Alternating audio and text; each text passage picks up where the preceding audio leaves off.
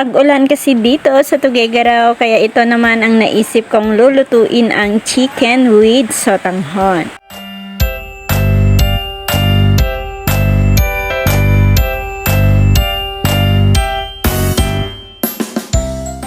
Hello again mga kakusina. For today's video ay magluluto na naman tayo ng tinipid na ulam. So nakabili ako dito ng worth 30 pesos na karne ng manok sa aming talipapa. And then hiwain ko lang ito ng maliliit or yung bite size. At nag-ready na rin ako dito ng mga ingredients tulad nitong bawang, sibuyas, and then yung ating luya. At saka igigisa na nga natin to. So nag-ready na nga ako dito ng ating casserole at maglalagay din tayo dito ng konting mantika at igigisa na nga rin natin at ilalagay na nga rin natin yung ating mga sibuyas, bawang, and then yung ating luya. At pagkatapos ay maglalagay rin tayo dito ng hiniwa ko kanina na karneng manok. At maglalagay na rin tayo dito ng ating pamintang durog. And then imimix lang po yan ng mabuti at lalagay rin tayo dito ng exact amount ng ating tubig. At pagkatapos ay tatakpan muna natin. At syempre, kung hindi ka pa nakapag-subscribe, please i-click na yung subscribe button and hit mo na rin yung notification bell at yung bell all para lagi kang updated sa mga bago kong uploads. Thank you. And then maglalagay rin tayo dito ng ating betchin. At ito na nga lang ang naisip kong recipe mga kakusina. Kasi gawa ng 3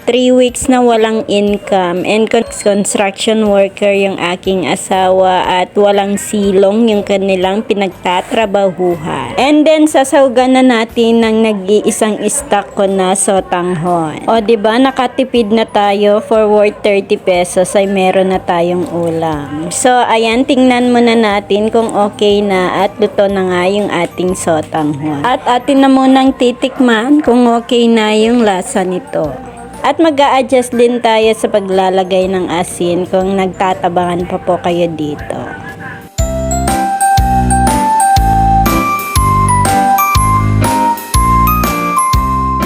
At okay na po yan mga kakusina at atin nang hahanguin.